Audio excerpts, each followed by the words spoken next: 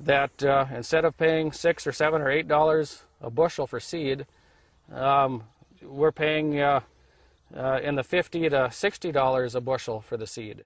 The seed companies have dropped the research into conventional.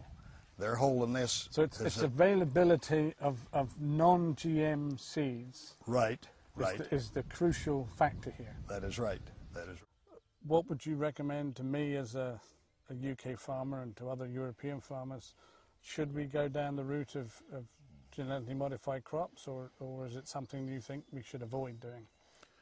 Well, I would say, you know, at all cost, avoid doing it. And they'll continue to raise those fees every year. Even if you didn't buy glyphosate tolerant canola, somebody spilled some on the road or cross-pollinated or did something, and you'll end up with some in your field, and they'll own that, and you won't be able to keep seeds back any longer. And run the risk of possibly going to court, or because you've stolen the trait and used it. Not possibly. You'll end up in court. Huge flocks of geese that land in these fields as they're coming out of Canada in the fall, and then of course in the spring, you know, they come back. But I think in the fall, when they're coming from Canada, fed on the canola up there. They're eating canola up in Canada. Passing through them and then dropped here on the. Yep.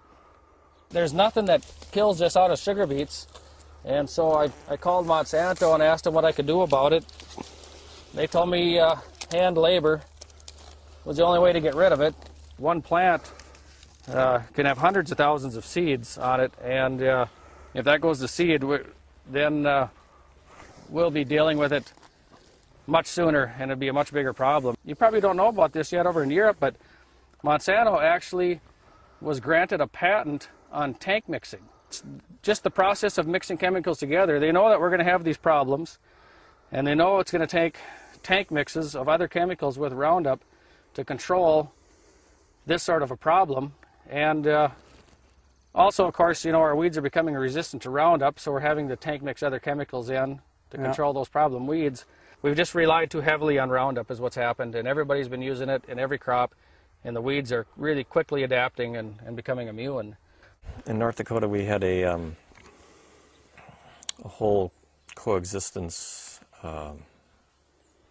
panel and a coexistence, trying to think of what one would call it, sort of a trial run at trying to understand if there could be coexistence. It was deemed not possible. No matter how careful one might be in segregating every aspect of production, from seed production and development through marketing of the commercial supply, even if one could achieve that, which I don't think is possible, not economically anyway. The pollen drift issue the cross-pollination issue is unsolvable. So a distance of 40 yards, which is what the European Union is talking about, I can tell by the smile that you think that is completely ridiculous. I guess the serious consideration of buffer zones was given up in this country quite a long time ago. Issues such as pharmaceutical rice was one that was brought up in Missouri, and not too long ago.